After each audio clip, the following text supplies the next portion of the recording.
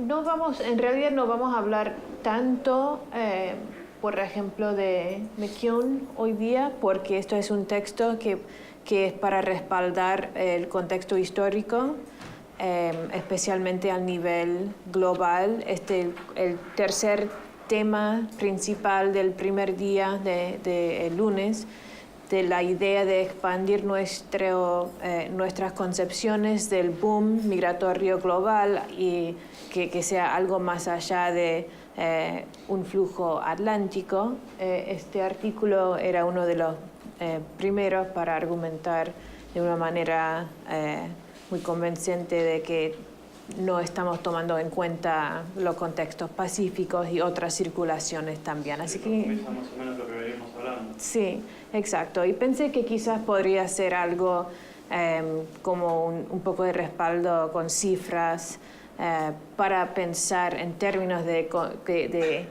el tema de hoy, lo cual es combinar contextos históricos con metodologías para presentar información sobre estas colectividades a un público más amplio, porque tenemos acá representado como reseñas. Las primeras dos son como reseñas de editores de nuestra publicación Mashrek y Mashar, que son como reseñas de los avances principales del campo de estudios migratorios sobre el Mediterráneo Oriental y Norte de África, Medio Oriente, y también McKeown, que habla más a nivel global de flujos migratorios. Así que esto es más como para representar un resumen de unos avances más allá de los artículos que resaltamos para el miércoles, por ejemplo.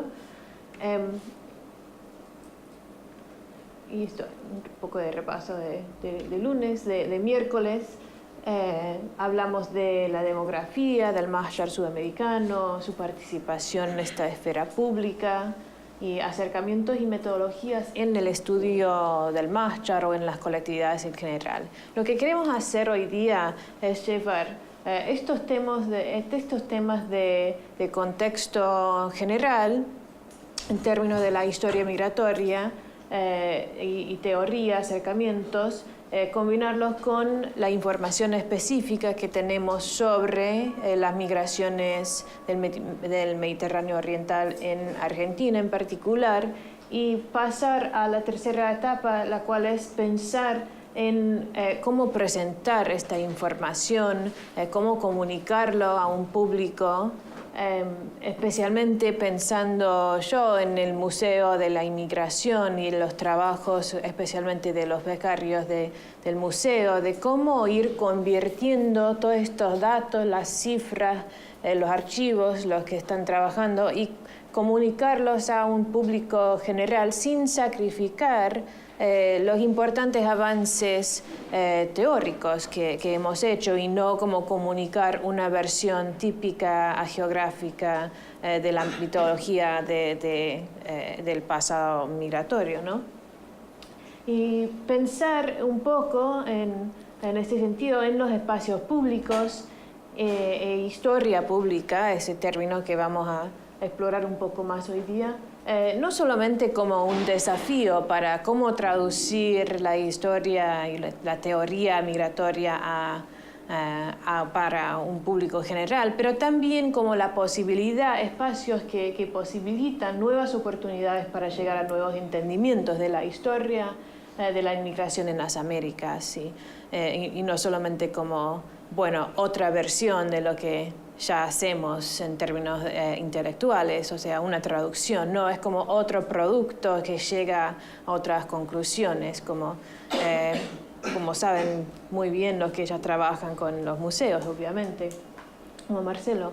Y segundo tema principal, que está obviamente muy relacionado, es el proceso de representar a los procesos migratorios para el público, traducir los importantes avances teóricos para un público más allá de la academia, y cómo podés enfrentar con varios desafíos en este proceso, cómo abarcarlos y cómo llegar a tener espacios en que vamos a hablar más qué significa con esto, pero la idea de compartir la autoridad sobre el pasado migratorio, que puede ser como el desafío principal en crear información, un cuerpo de información, no solamente en un museo, pero en lo que escribís, lo que presentás en términos de la información que encontraste en tu investigación para un artículo para el público, para enseñar a un nivel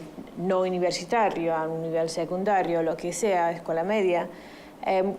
¿Cómo hacer como un balance entre la teoría, los avances y eso, el desafío de crear como un espacio compartido de autoridad y de especialización? Hablamos un poco de ese término historia pública que está muy presente ahora en los Estados Unidos y Europa, que aún hasta vemos nuevos programas de estudio que están surgiendo en muchas instituciones en los Estados Unidos. En el mío, por ejemplo, tenemos una carrera de grado que los chicos pueden hacer en historia pública y que está dentro del departamento de historia, pero es como su propia carrera, tienen sus propios cursos.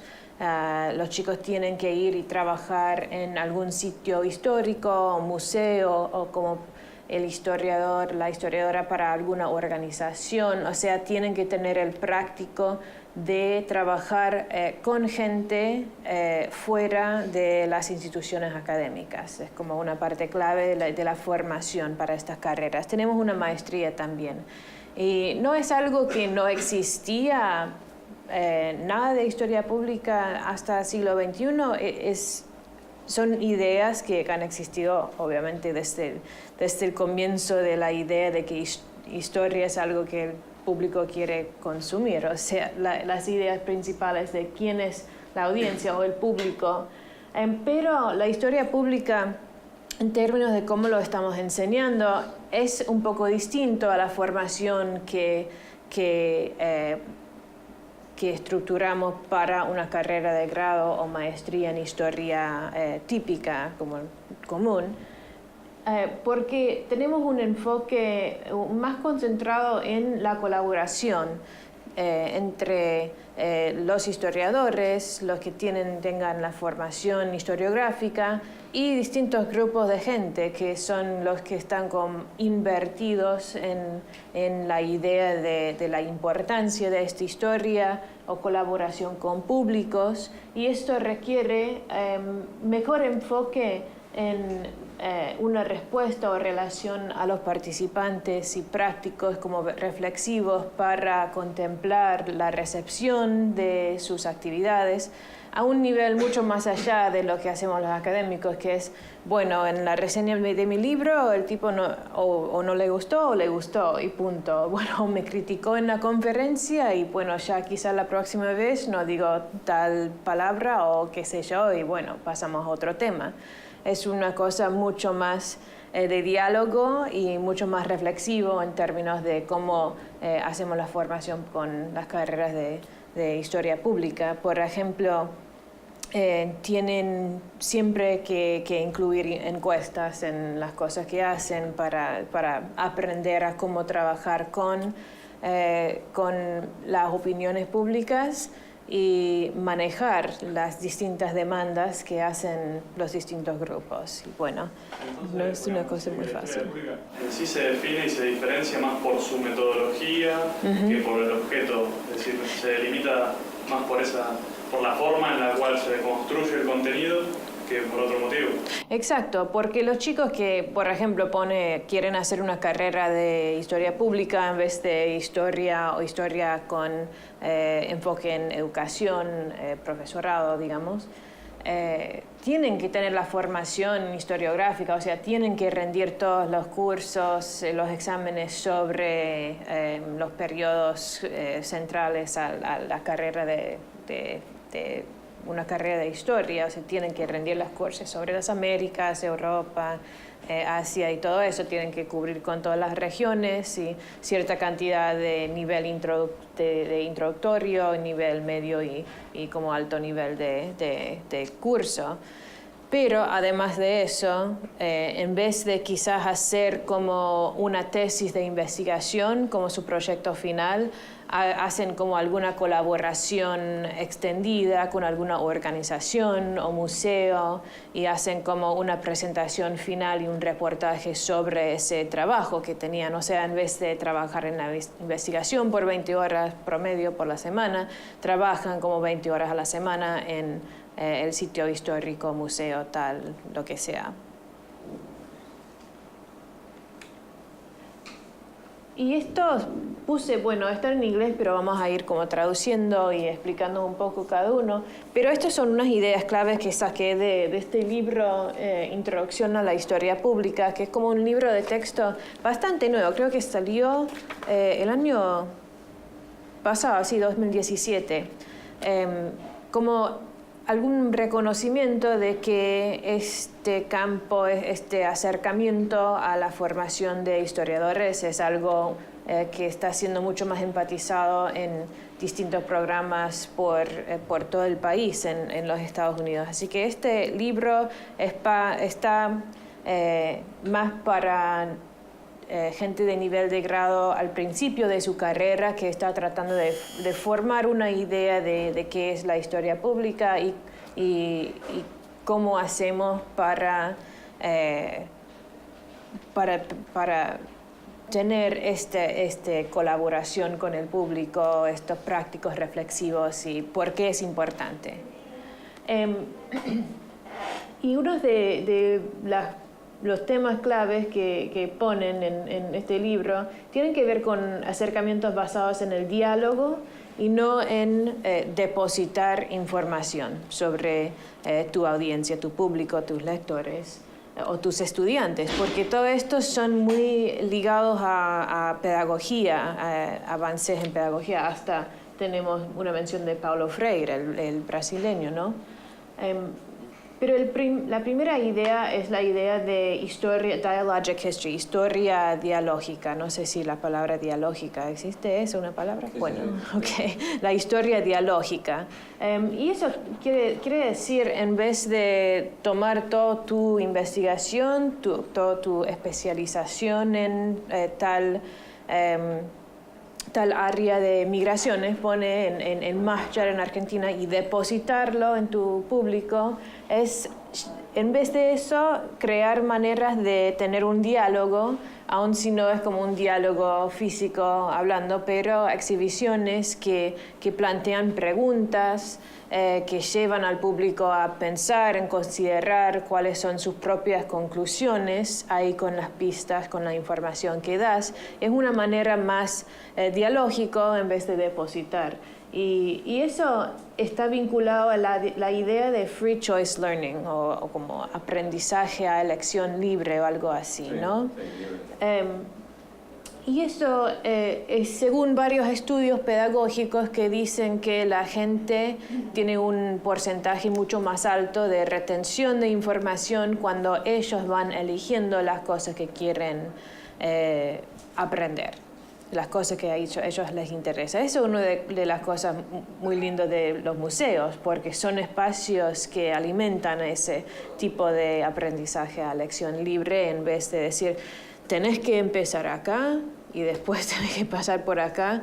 Y pensando en una exhibición del Mahjar en Argentina de las colectividades de habla árabe, hay que pensar en cómo crear estos espacios de elección libre de aprendizaje y no crear algo que no tiene sentido si no empezás en este punto y después tenés que llegar al final y seguir cierta ruta. También sabemos que las migraciones no funcionan así, o sea, no hay como una ruta que llegar desde el Mediterráneo Oriental hasta Buenos Aires o Tucumán o Salta, o sea, hay muchos circuitos, muchas rutas, muchas estrategias y una multitud de realidades, así que crear un un espacio de aprendizaje libre, de elección libre, también va un poco en camino con lo que sabemos de los procesos migratorios en sí, que son muy variables.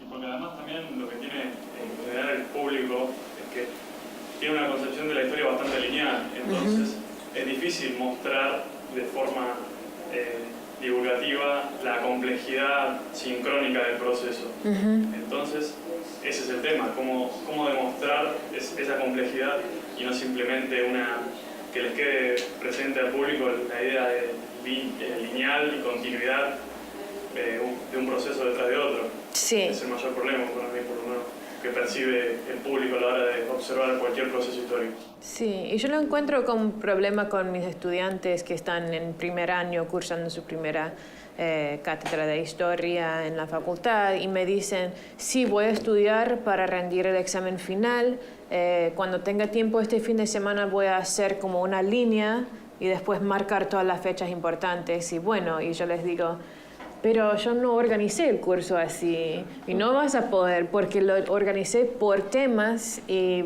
bueno, las preguntas no van a ser en qué año pasó tal cosa, van a ser organizados sobre buscar vínculos, lazos entre los distintos ejemplos bajo los distintos temas.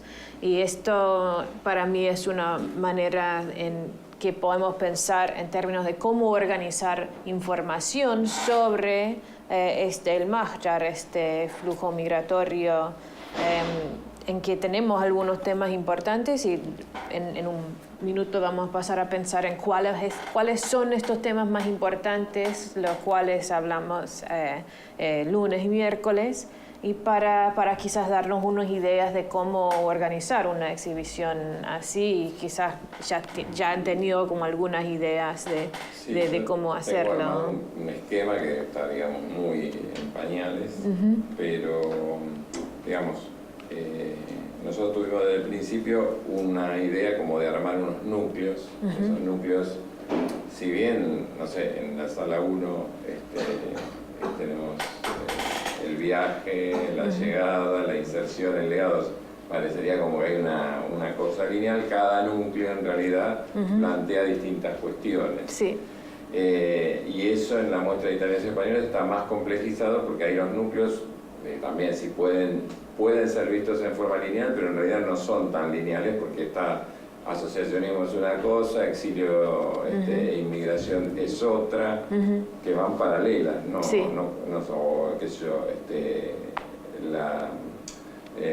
todo lo que tiene que ver con la industria del comercio, esos son como núcleos. Sí, uno puede ver primero cuáles son las causas o las condiciones que posibilitaron la salida y la llegada, porque el primer núcleo es emigración-inmigración, entonces ahí un poco trabajé con los conflictos, digamos, a nivel local o nacional, en el caso de España e Italia, aunque nunca se puede hablar de nacional porque las problemáticas son diferentes entre Galicia y Andalucía o entre Cataluña. Tal como Monte Líbano y Alepo y Homs. Claro, entonces mismo dinámico. No es exactamente, pero bueno, traté de armar con algunos ejemplos que den la idea de complejidad del proceso.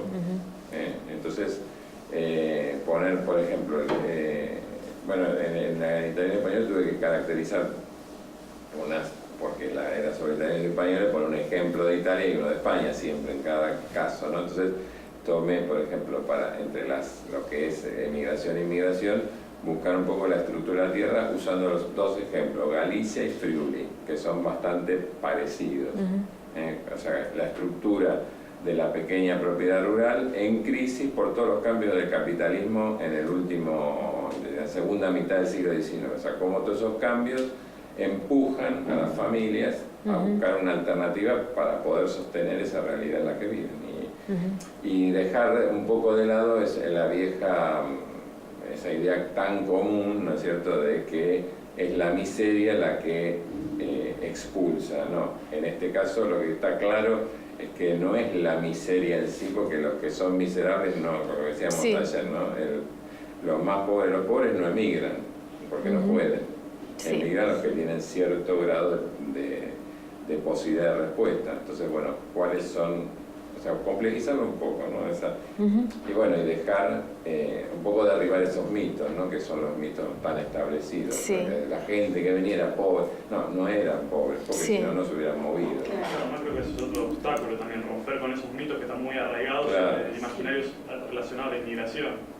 Exactamente, eso es un trabajo que hacemos con los becarios en el museo, o sea, los becarios que son los que dan las charlas, las guías, visita guiada, están, digamos, muy atentos a este tipo de cosas, ¿no? Y sobre todo, bueno, ahora, por ejemplo, también un poco las coyunturas te van marcando problemáticas, ¿no? Cuando fue todo el lío en Europa sobre los refugiados de Siria, justamente, y todas esas movilizaciones, entonces reforzamos todo el tema xenofóbico, entonces decir, bueno, porque el mito cuál es, que la Argentina es un país abierto que siempre permitió la llegada, que nunca había conflicto, etcétera, etcétera, etcétera. Entonces empezamos a contar todos los prejuicios que las élites locales y muchos grupos en la Argentina tuvieron a lo largo de los años de la gran inmigración respecto a los que venían de afuera. Sí, y yo les quería preguntar cuáles son algunos otros como mitos o como narrativas típicas en términos específicamente relacionados al Mahshar, a este caso práctico que hemos estado trabajando, en los cuales queremos enfocar algunas energías en términos de cómo construir la otra visión. Creo que en eso coincidimos todos, que a nivel general de conocimiento la gente cree que la inmigración de los turcos, entre comillas, eran todos musulmanes, por ejemplo. Ese es un primer malentendido que parte, digamos, bueno, de que la religión mayoritaria del Imperio Turco era esa, pero no era la realidad concreta de lo que era. Sí, y encima la gente que quizás no cuestiona el término turco en sí, o sea, hay dos mitos ahí como enredados en esta concepción. Bueno, o sea, separar, creo que ahora, digamos, por ahí hay más conciencia del sirio-libanés como turco, así más en general, aunque por ahí mucha gente no lo tiene tan claro.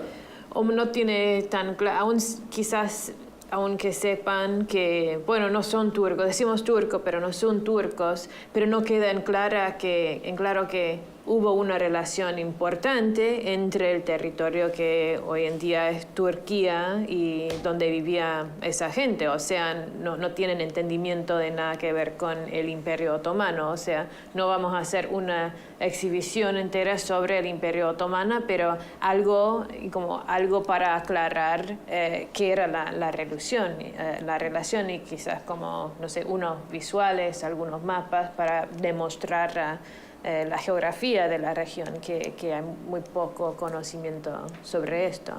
Algunos otros mitos que pueden ser como vinculados a eso, la idea de que sean turcos o musulmanes o... Bueno, el otro mito creo que está mucho más arraigado, es que se instalaron en la zona del noroeste argentino porque era igual a Siria. Yo siempre escuché eso, sí. Creo que es el mito más arraigado también, y sobre todo desde los 90, o sea, desde la época de Menem, es como que se cristalizó esa idea, ¿no? ¿Y qué podríamos, tienen algunas ideas de qué podríamos hacer? O digo podríamos, pero podrían hacer ustedes como...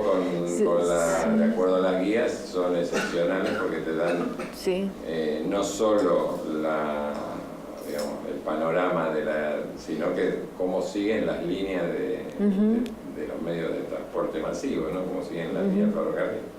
Inclusive zonas que no estaban, digamos, consideradas como en la zona de la Mesopotamia.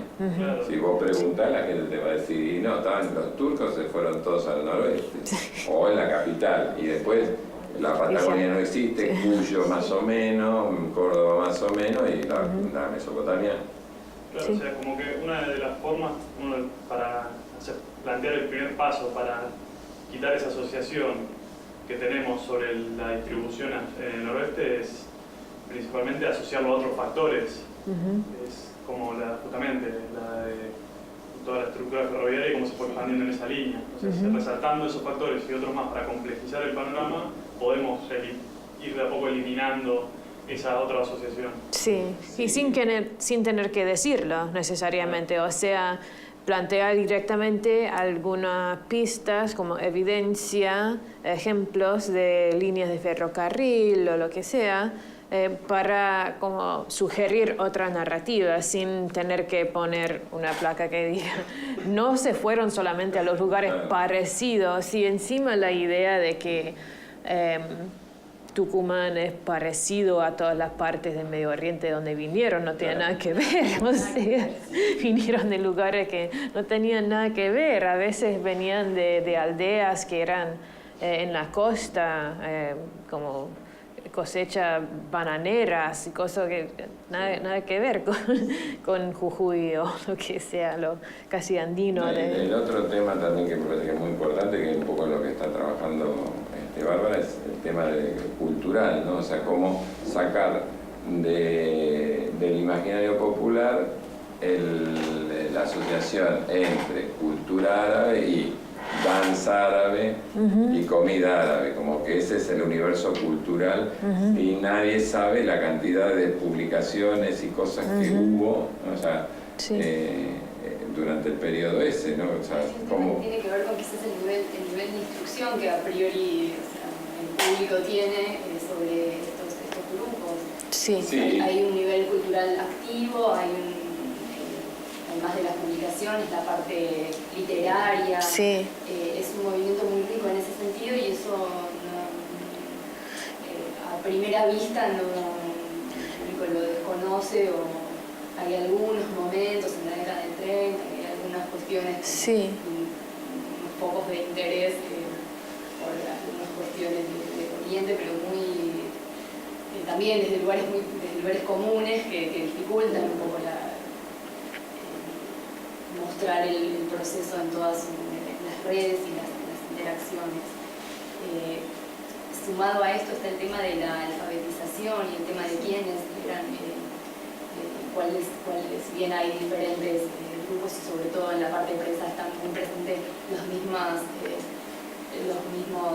integrantes de las primeras comisiones directivas de las asociaciones, está muy entrelazado con una élite cultural. En la mayoría de los casos tienen que ver, entiendo que a principios del siglo XX los diarios son por suscripción. Sí. Entonces, ese es un tema que hay que ver quiénes leen esas historias y cuál es el interés. Muchas de las personas, como ella había mencionado, muchas de las personas que voy conociendo me dicen que, bueno, que mi papá, mi abuelo estaba suscrito, hay un interés por leerse, y bueno, eso también estaría bueno poder mostrarlo, ese también es como un mito. Y encima el ámbito cultural, especialmente literaria, es como algo que ata la historia argentina a la historia de Brasil, de Nueva York, a otros lugares que tenían estas ligas literarias, salones literarios de esa colectividad que estaban muy en comunicación y muy como circulando los nuevos movimientos literarios entre sí. O sea, no solamente... La circulación de revistas literarias. Exacto. Que involucran a intelectuales de toda la zona. Sí. Europa, hay una red de Exacto. Inclusive, quizá el ejemplo se reseñan. Tal cual, sí. No, digo, quizá el ejemplo más llamativo sería el de Emir Aslan, que publica una revista, la nota, que es totalmente en español. Sí. Entonces, no es que solamente se reduce al ámbito de la colectividad. Con las corrientes literarias en auge del momento. Sí, inclusive lo también que yo... por su rol, ¿no? Tiene una formación por ahí diferente a otros casos. Sí, tal cual. Pero bueno, por ejemplo, los análisis de Emir Aslan en la revista sobre política internacional son, digamos, de alta política. Sí. Son análisis realmente muy, sobre todo en la parte de la guerra, ¿no? Sí. Y algo para poder mostrar, porque mi idea es cómo mostrar esto, cómo mostrar una portada de cada uno. Sí, pero eso que brinda a la audiencia, exactamente. Estoy pensando en algo en relación a las líneas de tiempo, ya los sucesos internacionales, cómo están reflejados en esas publicaciones, y elegir un espacio temporal, que es en el que vamos a estar trabajando, eso como, bueno, lo traigo como para después. Exacto. Como para poder articularlo dentro de publicaciones que tienen un interés internacional, incluso. También nos están esperando esa... Eso también marca el interés de que, o sea, el imaginario social parece que armaban vientos, pero no, eso te marca también el interés de integración. Totalmente. Muy, o sea, no se piensa... intelectual alto. Sí. Y eso va un poco hacia el tema de lo cual hablamos el miércoles, sobre nueva generación de estudios migratorios que no ponen necesariamente la colectividad como el único enfoque del artículo, que lo va integrando con nuevos acercamientos a la historia internacional, la historia económica, entendimiento de la geopolítica, o no sé, movimientos culturales, literarios, lo que sea. Y esto es otra oportunidad que en una exhibición que abarca temas literarios, culturales, es que da la oportunidad de plantear cuestiones de cómo esa colectividad no solamente es algo que merece estudiar en sí o aprender en sí en una exhibición, pero que también nos lleva a otros entendimientos de la historia argentina o la historia de la región en general. Y eso es como una de las cosas de que hablamos, de las metas principales, de cómo llevar algunos de los avances importantes y cómo convertirlos en nuevas formas de diálogo, de representación en espacios públicos o en diálogos públicos para brindar estos nuevos aportes del campo académico a estas conversaciones públicas, ¿no? Sí, porque también además creo que una de las cosas que más genera interés es generar asociaciones con el conocimiento que uno mismo tiene. Exacto. Y justamente desde esta perspectiva, donde se integra contenido que puede a priori ya tener la persona que observa el contenido, puede generar ciertas relaciones y llevar a interesarse por una mayor comprensión del tema. Uh-huh. Sí, tal cual. Y en elegir las fuentes o los archivos, los objetos para mostrar en estas circunstancias, por ejemplo, en este libro nos sugiere como una metodología en términos de elegir las cosas que mostras. Y voy a tratar de traducirlo un poco.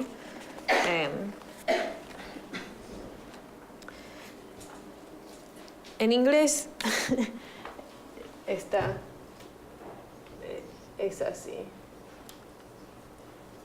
Source. Bueno, pues fuente en inglés, ¿no? Pero para cada etapa... Bueno, lo voy a poner acá. Esto era una diapositiva que hice que desapareció cuando mi computadora se descompuso esta mañana, así que perdón. Origen, bueno, va en los dos.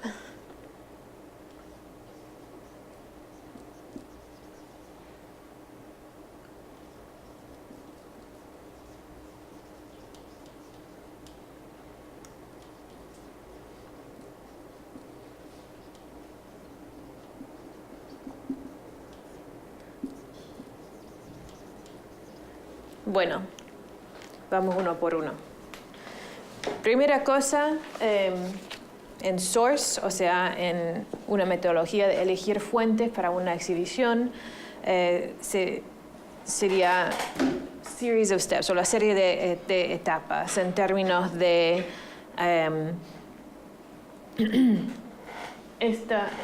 vamos a seguir esta serie de etapas y nos va a llegar una decisión si esta cosa nos lleve a este tipo de diálogo o cuestionamiento del mito que queremos como el resultado final. Bueno, el origen, obviamente, primero hay que pensar quién creó el objeto o la fuente, o autor, dónde, cuándo, cómo lo construyeron o lo hicieron, lo escribieron. ¿Es algo único o es uno de muchos duplicados que tenemos como muchos ejemplares de esto? Use. ¿Qué era la intención del objeto o de la fuente en el momento en que fue creado y fue usado, fue utilizado así o la gente lo utilizó para otras cosas. ¿Quién fue el público o la audiencia entendido para este objeto y quién eran las personas que los utilizaban? Es algo común, es un diario, uno de los diarios principales que tenía un mejor tiraje de toda la prensa de la colectividad, o es algo más raro como algún artefacto no muy común. Y la persona que creó ese artefacto tenía intención de que este artefacto fuera como patrimonio de la colectividad, algo que sobreviviera, o era algo como de utilidad del momento. Y una cosa sobre las guías de comercio, por ejemplo, es que eran cosas muy de utilidad del momento, por lo más que tenían como las introducciones muy largas al principio que describan las provincias y tienen como elogios de distintas personas en las primeras páginas y cartas de intendentes hablando en favor de la colectividad y sus méritos y todo esto. A la vez no eran cosas construidas como para durar un siglo. O sea, tenían una utilidad del momento que era decirte dónde está no sé, la cedería o dónde está el almacén en tal aldea en provincia de San Luis o lo que sea. Y esta información cambia después de unos años, por eso lo renovaron a las guías cada 10 años más o menos. Pero es algo que nos indica mucho. O sea, esta fuente es algo para tratar de una manera especial en una exhibición, por ejemplo, que no es algo como entendido ser patrimonio de la colectividad, pero a la vez es algo muy importante demográficamente. El R es reality check, o sea, considerar cuán razonable es esta fuente en términos de las limitaciones de la fuente. Es una reflexión como fiel a la cosa que dice que representa. Cuáles son como las tendencias, las creencias que podría haber impactado a la gente que escribió o creó este fuente. Hay preguntas sobre la fuente que no vamos a poder contestar y que van a hacerlo como algún objeto como problemático para crear diálogos productivos con un público. Es algo que algún sector de alguna colectividad o comunidad estaría muy en contra del uso del objeto en la exhibición. Y bueno, cosas así como un reality check es realmente una cosa razonable y logísticamente y en términos de distintas agendas, distintos puntos de vista sobre esta historia, es algo que vale la fuerza incluir en la exhibición. El hace contexto y curiosidad, o sea,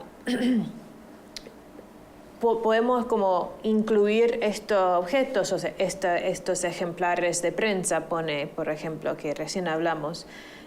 ¿Cómo pueden relacionar estos objetos con esta idea de un núcleo temático, ¿no? ¿Qué relevancia tiene? O es como, bueno, lo pusimos porque es de la colectividad y punto. Y es la fuente algo que nos ayuda realmente en avanzar nuestro entendimiento del contexto histórico. ¿Es algo útil en este sentido o es algo que ocupa espacio nomás y punto?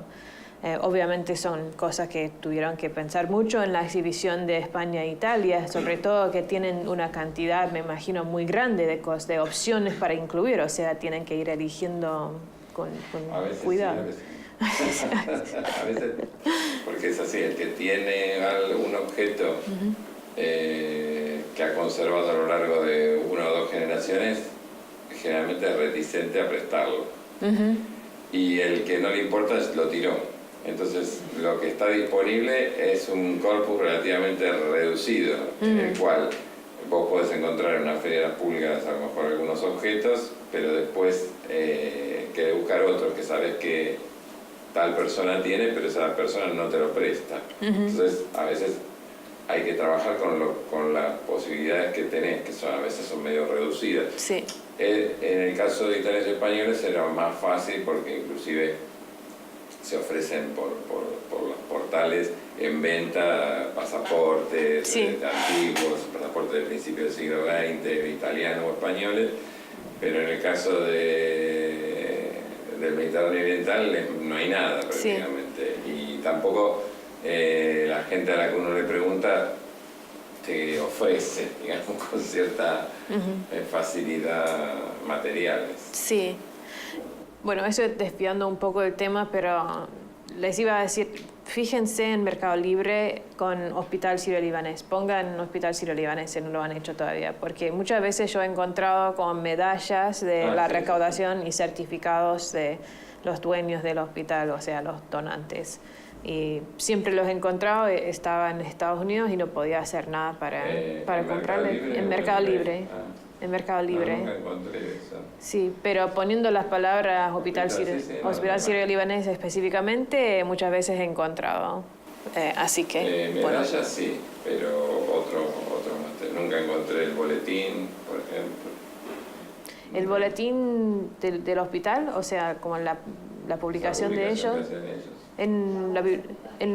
Si la voz del hospital, en la biblioteca lo tienen. Sí, no, eso sí, pero digo, algo para tener disponible. Ah, sí, claro. Para poder tener, digamos, la muestra permanente. Porque esto es un ejemplo de... Bueno, puede ser que el hospital mismo tenga algo de esto, porque no es un archivo, es como un closet que tiene cajas de documentos y fotografías, pero por ahí puede ser que tengan algo para prestar para la exhibición, que estén quizás dispuestos a hacerlo, pero combinar algunas fuentes así como de boletín del hospital con unas visualizaciones de los donantes para el proyecto del hospital. Eso sería una manera quizás de comunicar el argumento, porque justo la última etapa es considerar ¿es evidencia? ¿Es un objeto de interés? ¿O es realmente evidencia que nos lleva más cerca de la conclusión de nuestro argumento o el nuevo planteamiento teórico que queremos comunicar con la exhibición, aun si sea de una manera dialógica y menos de depositar la información y plantear el argumento directamente, pero a la vez queremos llevar la gente a nuevas conclusiones que son distintos de los mitos que quizás tengan cuando entran. Y algo así, alguna combinación de estos distintos ámbitos del rol que tenía una institución como el hospital, como tenía órgano de prensa, tenía este poder de recaudar fondos, tenía esta red de delegados ad honorem que trabajaban para el hospital.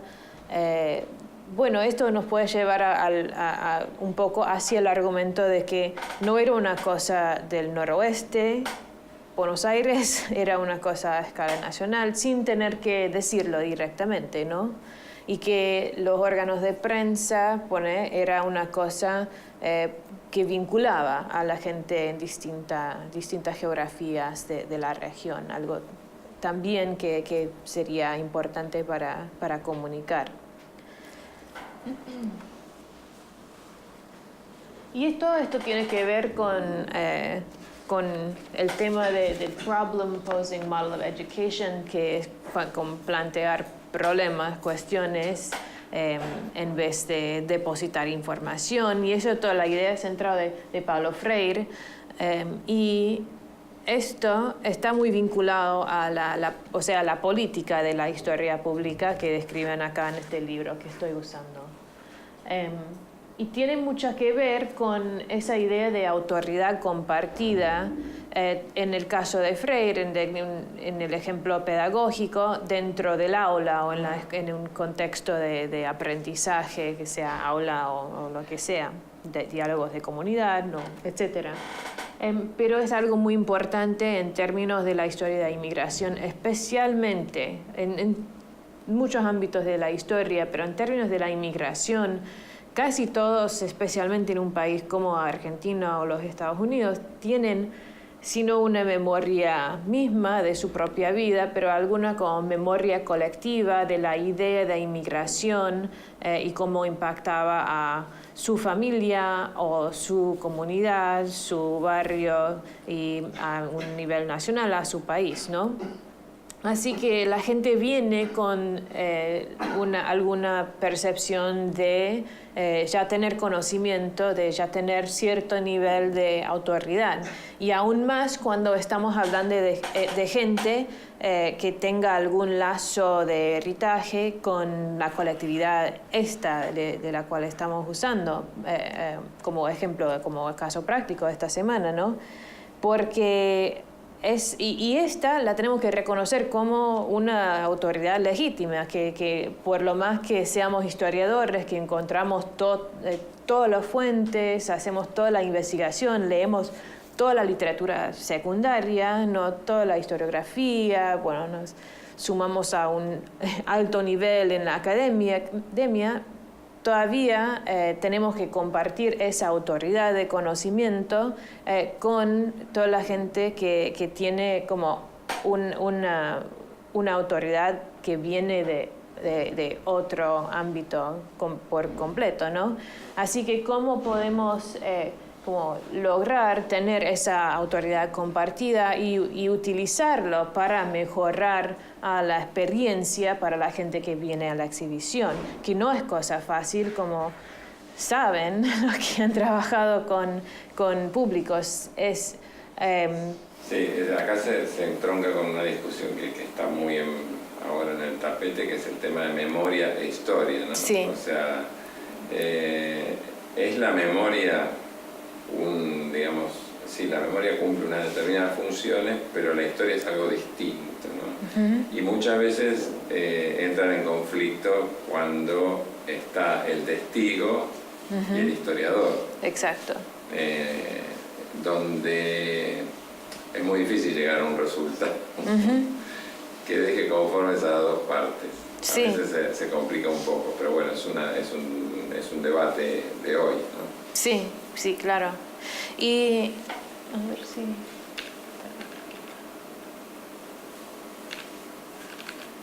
desapareció esta diapositiva, perdón.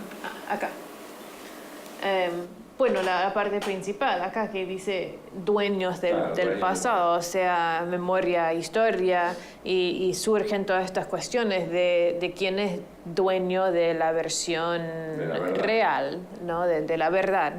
Y esto es algo complicado. Yo no tengo como una respuesta fácil, sencilla para decir, bueno, así lo hacemos con la exhibición sobre el Medio Oriente para evitar estos conflictos, ¿no? Esto es una parte del proceso. Yo cuando hago mi trabajo de campo, la primera cosa que tengo que, no sé, hablar con la gente que sí tengan vínculos de heritaje con la colectividad, es que yo no tengo ningún heritaje en la colectividad de habla árabe. Esto es la primera cosa que tenemos que aclarar al principio de la conversación, porque y no digo que sea porque todos que tengan vínculos a la colectividad tengan prejuicio contra alguien. No, en muchos casos nada que ver, ¿no? O sea, están como feliz ver que alguien esté haciendo historiografía, pero en otros casos es como un obstáculo en el diálogo, ¿no? Y eso es algo que hay que pensar en términos de plantear especialmente preguntas para desafiar a ciertos mitos, porque los mitos pueden ser muy vinculados a la memoria también. O sea, los mitos sobre la colectividad no solamente son mitos que existen fuera de la colectividad, fuera de la población que tenga vínculos de sangre a la colectividad, ¿no? Otros mitos que se me ocurre también tiene que ver con el género, y hablamos de esto el lunes y miércoles también, en términos del papel de la mujer en la colectividad y cómo las concepciones generales muchas veces se basan en como mitos o desconocimiento de lo árabe o el Medio Oriente o lo que sea.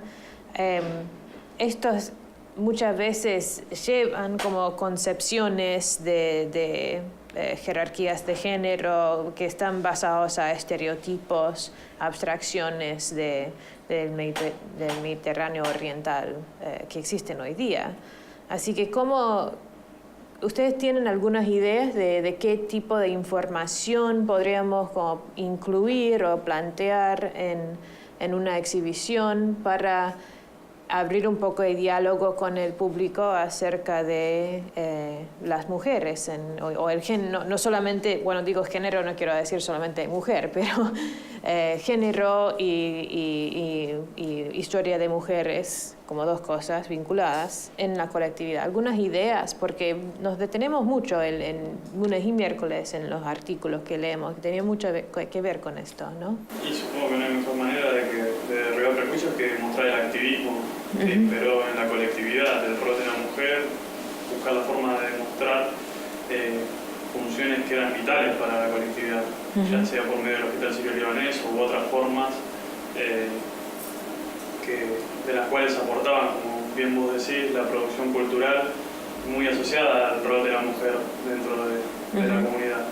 Si se puede encontrar la forma de mostrar ese activismo, es decir, no mostrar, no dejarlas en anonimato, sino mostrar realmente que llevaron a cabo acciones que fueron esenciales para la trascendencia de las personas del colectivo. Y es difícil a veces, no sé si has visto como en tu reseña de la prensa, pero a veces las fuentes históricas como que refuerzan esta mitología. Por ejemplo, no sé si has visto, pero los periódicos vienen a veces como divididos, sección de mujeres o... más la sección como social, sí. Digamos, la que pertenece a las actividades de la comunidad de beneficencia. Sí. Bueno, entonces... La parte como... la primera parte general es la parte editorial, si tiene una connotación política o de actualidad y todo sí. eso. La otra parte con respecto a la parte económica o comercial, digamos, este tipo de actividades que viene lo del espíritu emprendedor. Sí. Y hay como en páginas 4 o 5 están... Sí. Bueno, en realidad se enmarca en lo que era el periodo, ¿no? Sí, sí, exacto. No es distinto de los otros... No, para nada. O sea, esto seguía en el formato del diario del día, ¿no? Pero a la vez el formato del diario del día ocultaba un rango extensivo de actividades de mujeres. O sea, cuando hacemos estas consideraciones de cuáles fuentes archivísticas vamos a incluir y cómo vamos a incluirlas y cómo vamos a contextualizarlas, es como, esta es una de las responsabilidades que hay que tener en cuenta con la prensa, por ejemplo. Estamos eligiendo cosas que van a reforzar eso de idea de espíritu emprendedor o como ámbito de mujeres y ámbito de hombres. Tenemos evidencia, pone de las guía de comercio y ahí salen mujeres que tenían sus propios comercios, que tenían almacenes y varias otras cosas que aparecían no solamente... muchas veces vemos que la mujer aparece como un año, una edición a otro, pasa de ser el almacén de, no sé... Said Nura, y después, 10 años después, lo registra como almacén de la viuda de Said Nura. O sea que vemos como esa herencia a veces de las mujeres, pero a veces aparecen sin ser la viuda de nadie. O sea, y notamos que entre una edición y otra eligen mudar sus negocios a otros lugares. O sea, podemos como resaltar casos así también, quizás para mostrar cómo las mujeres estaban muy involucradas en estos circuitos de movilidad, de comercio también. no al mismo nivel de los hombres de la colectividad. Estadísticamente sabemos que no, porque en toda la evidencia que tenemos, sí eran más los hombres que eran los dueños de los grandes negocios. Punto, era cosa de la época. Pero, bueno, es cosa de la época ahora también. Los hombres son dueños de más corporaciones que las mujeres, pero podemos como evitar algo que lo pone muy blanco en negro en la manera en difundir la información. Sí, ¿no? también se puede, digamos, buscar algún tipo de fuente testimonial donde hay muchos casos, lo que pasa es que no tengo presente por escrito, sí, pero sí de la gente que comenta que en el negocio familiar trabajaban todos, sí, el marido, la mujer y los hijos.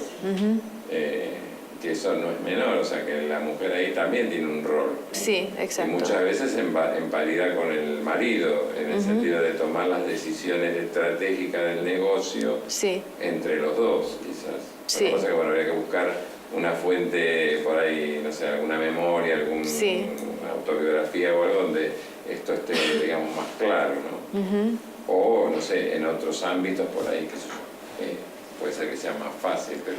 Estoy pensando en el hospital Siro-Libanés de nuevo, que obviamente la comisión directiva era casi totalmente de mujeres por las primeras décadas del proyecto, pero también tenían estos delegados ad honorem que estaban en el interior recaudando fondos y haciendo sus giros regionales, y algunos de estos delegados ad honorem eran mujeres también. Así que no era solamente una cuestión de que esa comisión de élites estaba en Buenos Aires dirigiendo un montón de movimiento en el interior, o sea, las mujeres a veces eran los delegados mismos que iban y tenían un rol importante de organizar, hacer reuniones, presentar el proyecto, o sea, un liderazgo importante en la recaudación misma, y a veces vemos en las listas de donantes que había gente que donaba plata, eran mujeres no solamente casadas que donaba como familia o pareja, pero a veces se juntaban grupos de mujeres para donar como una sala en nombre de las mujeres de San Juan o de asociación no sé qué, de Tucumán, que se juntaban los recursos entre ellas para hacer como un impacto en ese proyecto benéfico. O sea, hay como varias opciones, ¿no? ¿Profesionales también había mujeres en el hospital o eran hombres? Desde el principio trabajaban en la farmacia, pero no sé en qué año exactamente cómo iban subiendo a tener otros cargos en el hospital, pero desde el principio trabajaban en la farmacia y aún salían como unas notas en como las propagandas del hospital de que la farmacia iba a ser como un espacio para proveer trabajo a mujeres de la colectividad. O sea, ya en los años 30 estaban pensando en esto, ¿no? Esto es un ejemplo de un trabajo de historia pública que quería compartir porque me hacía acordar un poco de lo que ustedes están haciendo mirando el barrio Cristóbal. Sí, el mapa interactivo lo vi, lo tengo. De este centro, sí. Sí, además te muestra todo el desarrollo evolutivo y exacto, los cambios. Y quizás pueden, bueno, voy a abrir el sitio que tiene, pero quizás ustedes podrían, no sé, comentar un poco sobre lo que vieron del sitio. Yo voy a ir como pasando y si tienen algunas ideas para la representación geográfica de la colectividad o del barrio San Cristóbal. Es que sí, este mapa es un mapa interactivo que muestra la evolución del asentamiento sirio en la ciudad de Nueva York, y también al lado con la descripción te va haciendo un análisis de los motivos que llevaron a cabo los cambios espaciales de los inmigrantes, y también, bueno...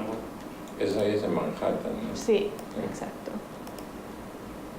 Está muy bueno ese mapa porque te muestra bastante información y es como sería el ideal alcanzar para el mapa que tratamos de... Sí. Y este tipo de mapa es el mismo tipo de mapa que yo hice, no les mostré la versión interactiva, hice como una diapositiva fija, pero pone para los ferrocarriles que podés hacer clic en algún punto en el ferrocarril y te dice el nombre de la persona, o en otros mapas dice que nomás te dice el número de personas en tal lugar, como para dar más como una estadística general del área, pero acá te da mucha información sobre edad y bueno, estos son datos que sacaron del censo, más que nada, que no tenemos todas las mismas posibilidades con los censos acá, pero algunas posibilidades sí de las guías que proveen. Y es una lástima porque y se muestra cómo se mudaron de Manhattan a Brooklyn. Eso sí. es posterior, el tratamiento en Brooklyn es posterior. Sí, exacto. Vinculado a digamos, a que posiblemente sea más barato las propiedades y eso. Y acá habla del crecimiento en modos de transporte entre los dos lugares, que crecían oportunidades de cruzar en puentes, porque al principio, en el siglo XIX, era más complicado transitar entre estos lugares. Sí, además la tendencia es notoria, eso es lo más interesante del mapa.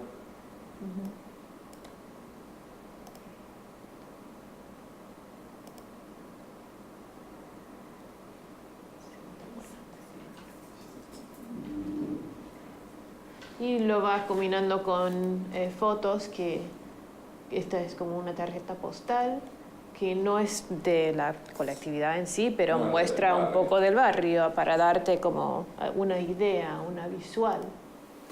Eso nosotros vamos a tener que hacer con los registros del registro civil, porque no tenemos ningún tipo de cédula censal. Yo lo único que pude contactarme con el registro de obras y catastro, me contacté para ver si podía encontrar alguna información por ese lado.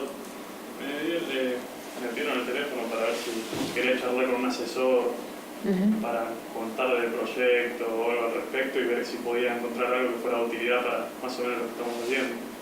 Todavía no me llamaron.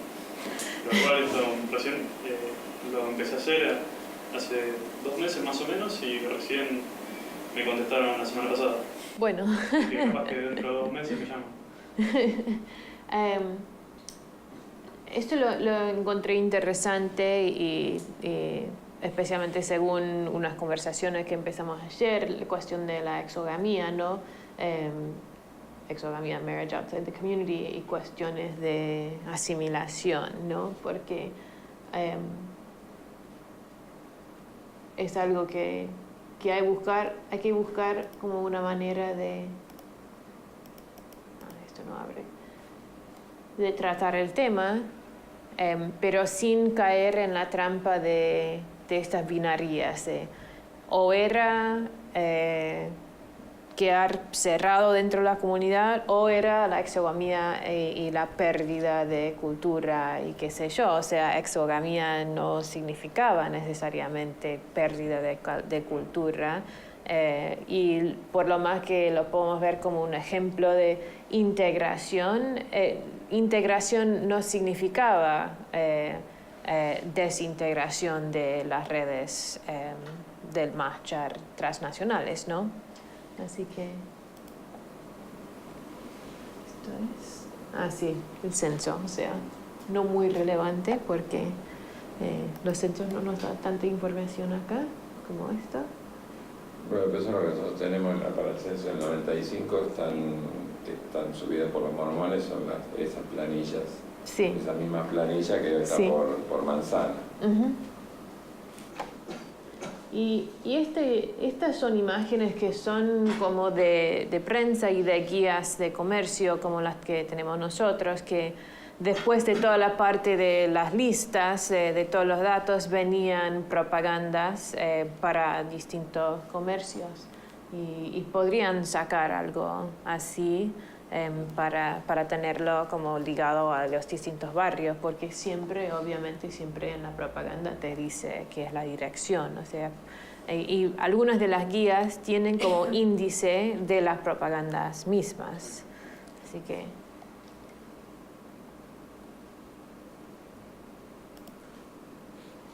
este es demasiado chico para ver.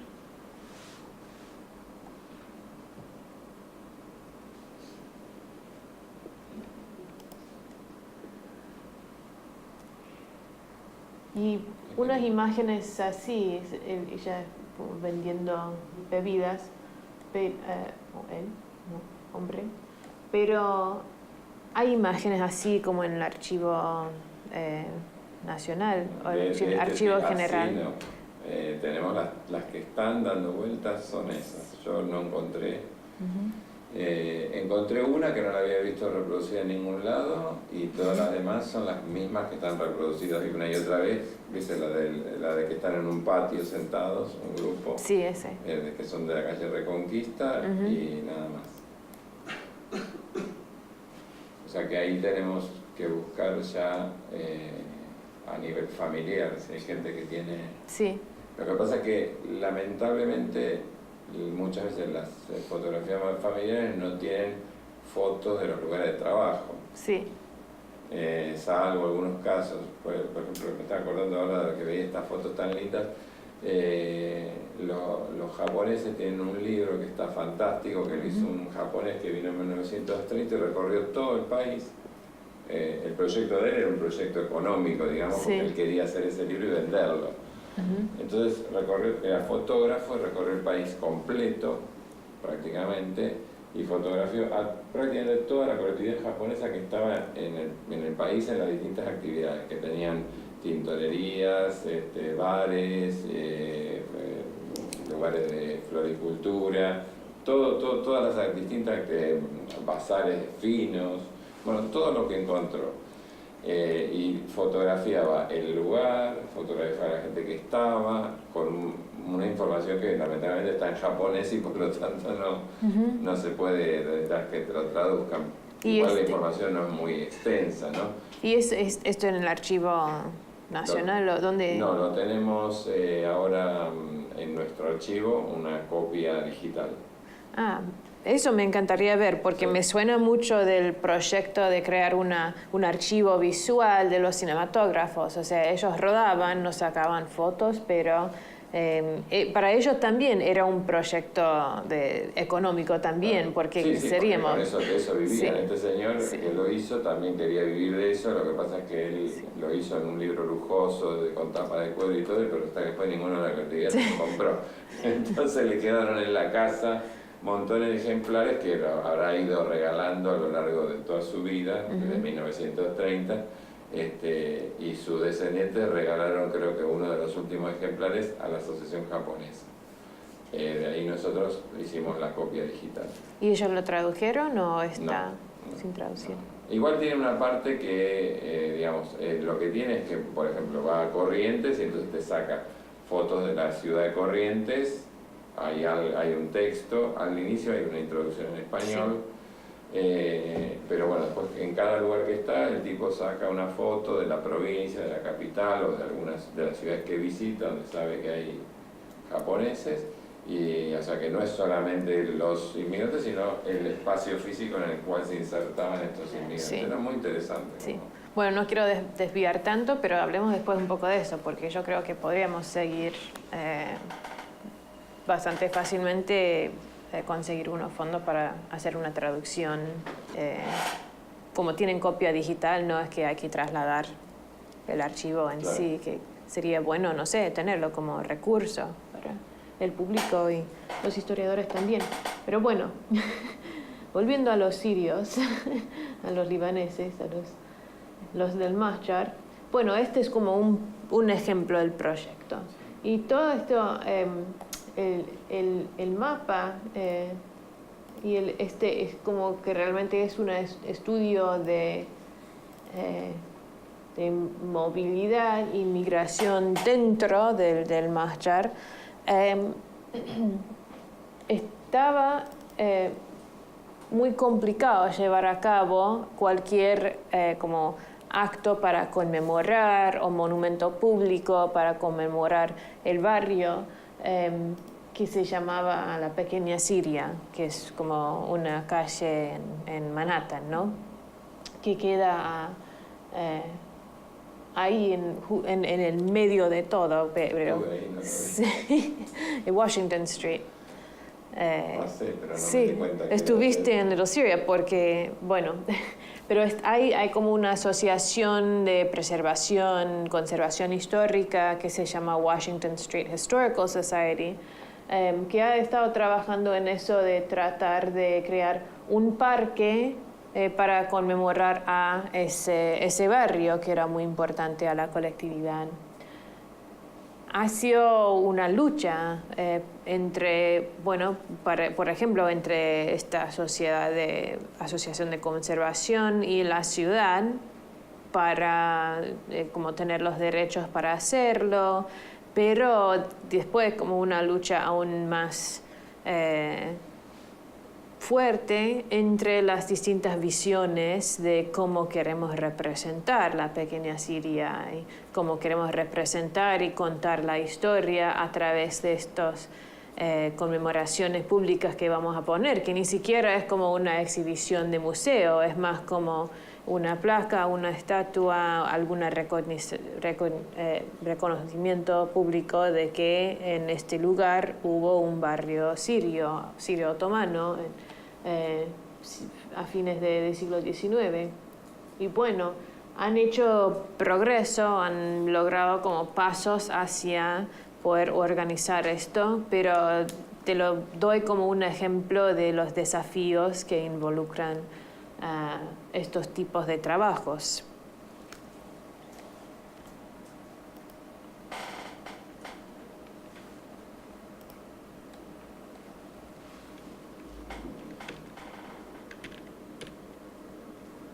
Y bueno, quería pasar a hacer un poco de diálogo y como práctico sobre qué es la información más importante para comunicar al público sobre el Mahshar en Argentina. Y ya hemos hablado un poco de algunos de los mitos principales, algunos de los ámbitos culturales de la prensa que son importantes, pero lo que me gustaría tomar unos 5 minutos, que cada uno como arma una lista pequeña de algunos puntos que se les ocurra, según lo que hemos aprendido esta semana hasta ahora en términos de contexto histórico a nivel global, regional, local, de esta migración. Así que tomemos como unos 5 minutos, eso te da tiempo como para repasar tus apuntes un poco y después en 5 minutos volvemos juntos para charlarlo un poco, si les parece. Y este puede ser como mitos o puede ser como eventos específicos o personajes específicos o lugares específicos. O sea, puede ser toda una gama de cosas más generales a cosas como, bueno, me gustaría resaltar tal proyecto o tal provincia o lo que sea. Así que está aprendizaje, elección libre, digamos, elegí lo que quieras.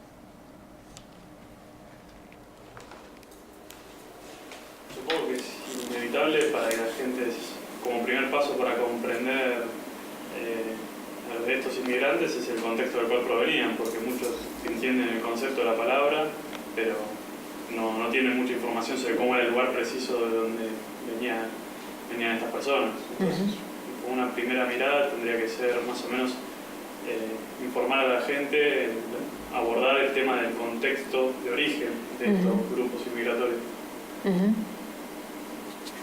Religión, contexto de origen, ¿qué más? Dentro de lo que dice Manuel también la cuestión de las causas del movimiento. Sí. Y lo que habíamos hablado en uno de los textos, la idea de que no era solamente escapando de la guerra o de conflictos étnicos o más, sino que había una cuestión, por ejemplo, de clase o de género que afectaban esos movimientos y incluirlo. Exacto. Darle complejización al tema de por qué se movía. Exacto, y eso toca un mito importante también de los movimientos que tengan que ver con Medio Oriente, surgen solamente de conflictos étnicos, religiosos, violentos, o sea, que podemos interrumpir un poco esta mitología, esta concepción, ¿no? Podríamos englobarlos con los temas de movilidad global. Sí. En relación a esos circuitos que forman parte de un circuito más complejo y no solo tiene este flujo atlántico, si bien vamos a enfocar ahí, forma parte de procesos a nivel a escala global. Sí, y no están acá simplemente porque todos los... Sí, y no solamente porque todos los turcos querían hacer América y por eso están, o sea, eran...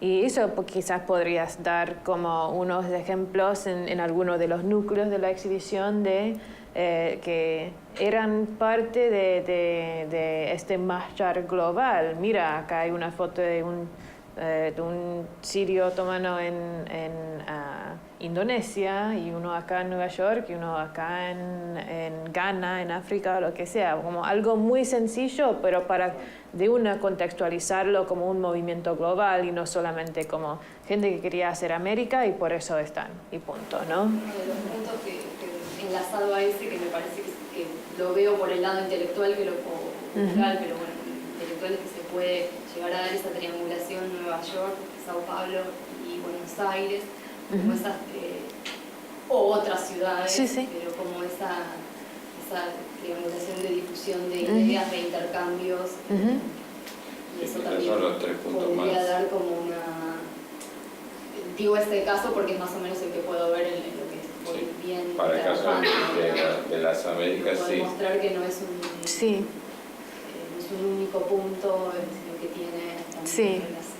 Y por lo más que Sao Paulo, Nueva York, Buenos Aires sean como las capitales del mahshar, si después enfocamos en un país en sí, tenían sus propias redes que apoyaban los proyectos en el país. O sea, puede ser como vas enfocando más y más en etapas, o sea, nivel global, después hemisférico y después algo más local. Así que da la idea de todo está como interpenetrando, interrelacionado uno entre el otro, como distintos. En mi trabajo digo frecuentemente overlapping layers of mobility, o sea, como, no sé cómo se dice. Un mapa superpuesto. Sí, superpuestas, como esquemas superpuestas de movilidad, ¿no? ¿Qué más? ¿Otros temas o eventos? No, yo me concentré por ahí en tomar algunos ejemplos, o sea, me los puse para ver cómo trabajar esas personalidades por ahí relevantes, como el caso, Emir Aslan, como un personaje del principio, Moisés Asise como alguien bastante importante ya un poco más adelante, eso dentro de lo que sería la colectividad, digamos, el sector cristiano, pongámosle, para hacer un poco una división así medio grosera, y por el otro lado, el rol de 2 rabinos, en el caso de los judíos sirios, que son Dabá y Sutón, que tuvieron, digamos, como una relevancia muy importante como, digamos, como conductores de la colectividad. Y me interesa, que eso es lo que trabaja Susana Brauner, el paso, o mejor dicho, el avance de los sectores más aperturistas, como podría ser Teubal, que desde su posición, sin dejar de ser religioso ni observante como lo era, pero sí que le empieza a dar otra orientación a la colectividad sirio-judía, incorporándose como elemento decisorio. Ya no es el rabino, es la única voz, sino que empiezan a aparecer nuevas voces que están vinculadas más a los sectores de, bueno, no podemos decir la palabra laico, para esto no entraría, sí, pero sectores no, digamos... No religiosos. Sí, no, son religiosos, pero no pertenecen, digamos, al clero, entre comillas, ¿no? O sea, no son rabinos, sino que tienen otra posición y además ocupan otros lugares sociales y económicos dentro de la colectividad. Entonces, cómo van, que eso es lo que un poco muestra también Susana en el libro, cómo esos sectores van ganando cada vez más protagonismo, ¿no? Sí. Y cómo los rabinos, de alguna manera, tienen que empezar a negociar con estos nuevos actores, ¿no? Sí. Eso también es importante, que en cada sector religioso se da de distinta manera, ¿no? Porque yo creo que una parte importante del sector cristiano comienza a sufrir, digamos, las problemáticas de vivir en un país mayoritariamente católico, donde por cuestión de los matrimonios muchas veces los hijos... Sí. Y conveniencia. Hay gente que me dicen, sí, la maronita está allá, pero la iglesia esta estaba a la esquina, así que no quería caminar 10 cuadras, así que fui a esta. Claro. ¿No? O sea, y además, bueno, toda la problemática que tiene, digamos, el hecho de que están las iglesias católicas romanas de rito oriental, como los maronitas o los melquitas, o dentro de los armenios los mequitaritas, y las otras que son las que serían de la rama ortodoxa, que son autónomas. Entonces, cómo conviven, y también es interesante ver un poco el tema de los musulmanes, ¿no? Cómo dentro del ámbito musulmán también se producen estos problemas, porque mucha gente se casa con personas que no son no solamente de la colectividad, sino que ni siquiera son de la misma religión. Entonces, Y eso para mí sería importante como resaltar, si vamos a enfocar, pone en los conflictos, en los problemas que tengan que ver con la religión, que no sean los problemas como estereotípicos que el público quizás espera, que el problema sea que tenga más que ver con la fluidez entre los distintos grupos. Mostrar casos de asimilación, de integración. Sí, la interpenetración de estas redes. Está claro en la práctica. Sí. Y que eso generó su propia problemática para la colectividad, pero no es la problemática que salía de unas divisiones tan concretas entre las religiones, que es como el estereotipo, ¿no? Así que eso sería bueno encontrar manera espacialmente para representar esto en términos de cómo representar las distintas cosas. Y cómo... de Teubal, ¿no es cierto? Y otros activistas, sobre todo en provincias, se ve mucho más en los clubes y en la participación. Sí, y el banco sirio-libanés también. Si bien los judíos sirios tenían sus propias asociaciones religiosas, porque practicaban su religión, después estaban los espacios comunes de sociabilidad, que eran los clubes. Claro. Los clubes sirio-libaneses participaban todos. Todos, sí. Judíos, cristianos, musulmanes, drusos, o sea, todos. Y en las beneficencias también participaban todos. De hecho, en el hospital Teubal fue, pues, digamos, donante para el hospital sirio-libanés. Sí, y los que asistían a los actos culturales, los que asistían al Oriente Film, los chicos que vimos el miércoles, o las actuaciones de Chick Chick Bay, o los otros que vimos, asistían todos, ¿no? Eso se va a ver bien en las entrevistas personales, que bueno, yo por una cuestión, digamos, cronológica, no tengo más acceso que a los hijos, porque ya prácticamente no queda nadie de los que vinieron en esa oleada.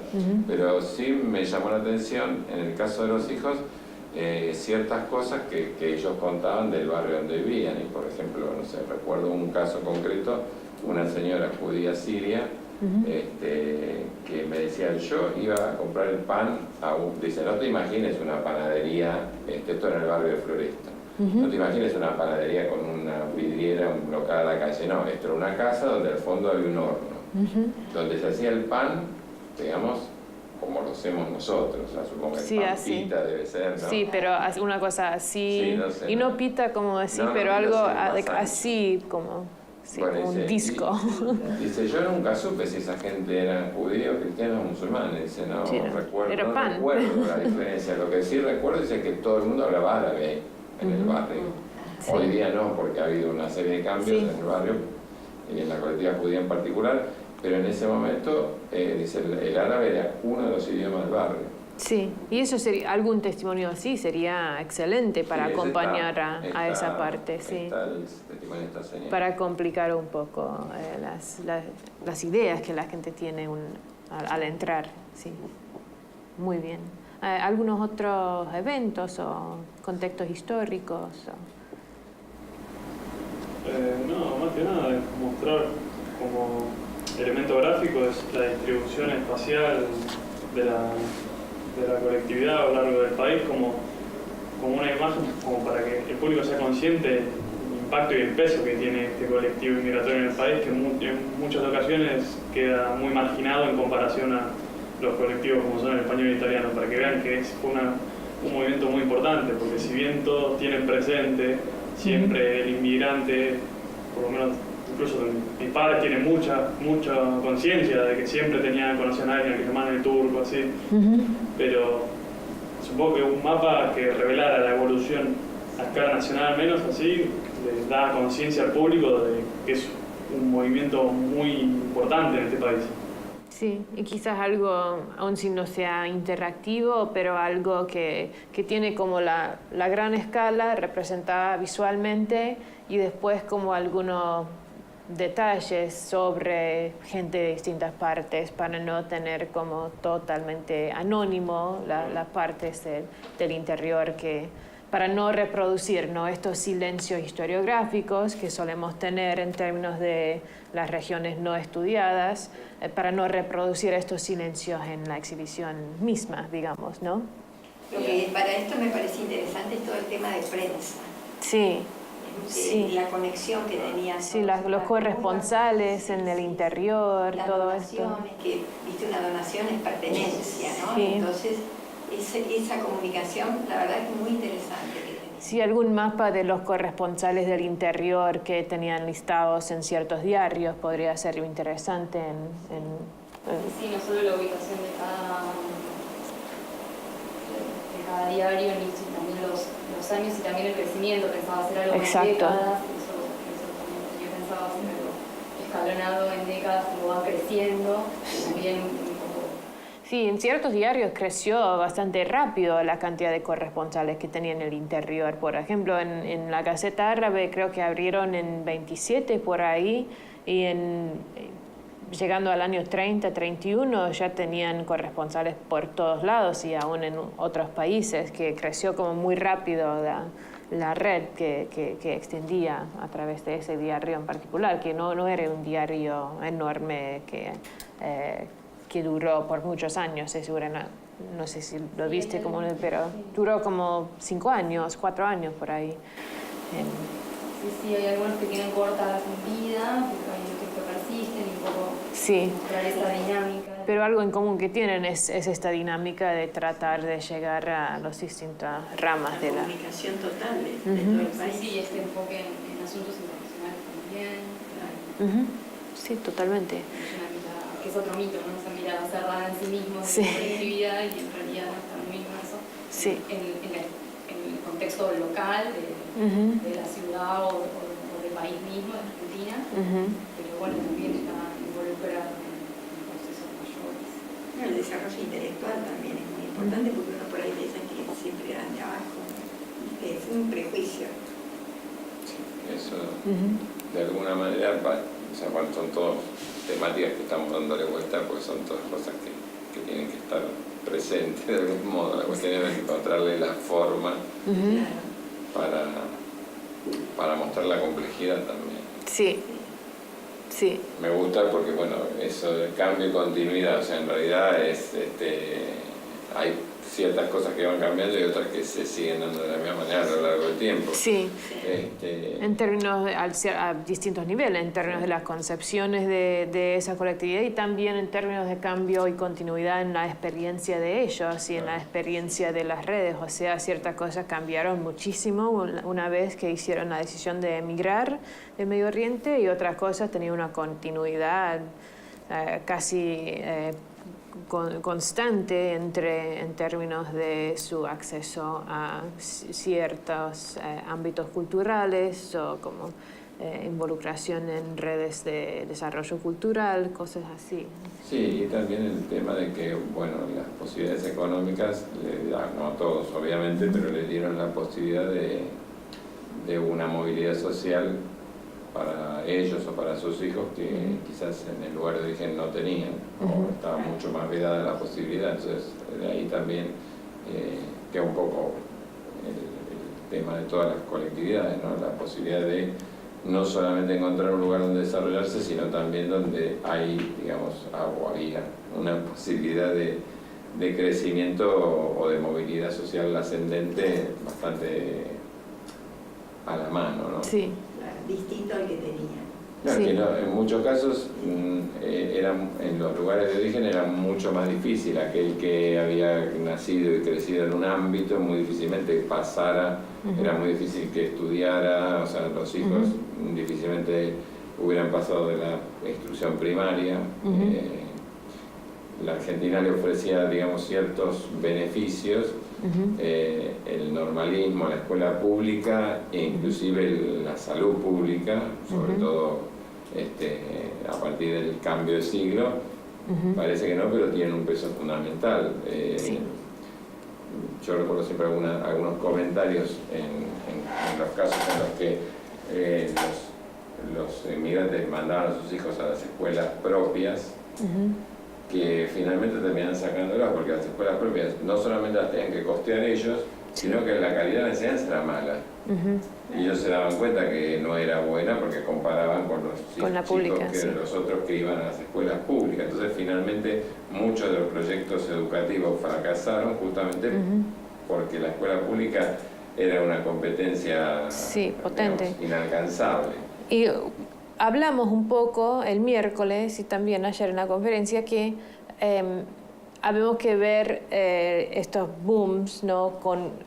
Concurrentes, el ferrocarril, el boom de infraestructura, el boom migratorio, pero también el boom en términos del crecimiento del sistema de salud pública, el boom del crecimiento del enfoque en educación pública. O sea, estos son sus propios booms, digamos, que hay que poner y contextualizar y conectar esto con la historia migratoria de esa colectividad para mejor matizar el desarrollo y las decisiones que tomaban, ¿no?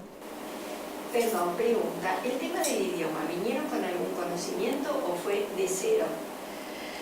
La mayoría de la primera generación vinieron sin conocimiento del español, pero unas generaciones después había gente que era más como de otras circunstancias, de otra clase, o sea, que estaba... escribía en español. Sí. Para que te des una idea de la categoría intelectual, el tipo pasó del árabe o del turco al...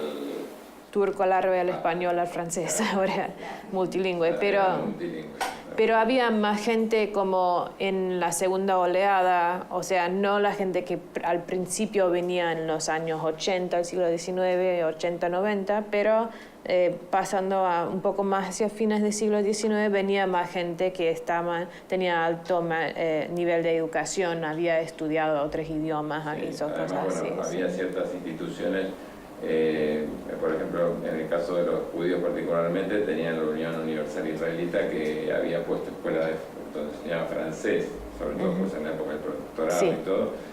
Y bueno, ya venir con una lengua latina les ayudaba un poco, digamos. Y después estaban los sefaradíes, por ejemplo, que están, digamos, un poco englobados dentro de este colectivo, si bien serían como una parte distinta.